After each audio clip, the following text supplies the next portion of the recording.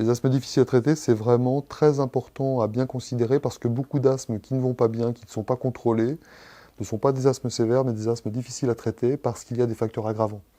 Et ça, c'est vraiment le job des docteurs. C'est de rechercher les facteurs aggravants et de faire tout ce que l'on peut pour qu'on les exclue ou qu'on les prenne en compte.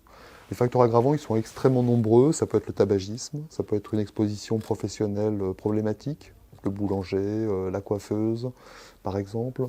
Ça peut être des maladies associées, une polypose sinusienne, un syndrome anxio-dépressif, une obésité, un syndrome d'apnée du sommeil, un reflux gastro-œsophagien. Le plus gros obstacle, c'est quand même la non-observance thérapeutique. Donc des patients qui, malgré tout ce que vous croyez, ne prennent pas leurs médicaments. Et ça, c'est le lot quotidien des pneumologues, des médecins, pour l'asthme et pour toutes les maladies chroniques en général. L'observance, c'est 20% à peu près.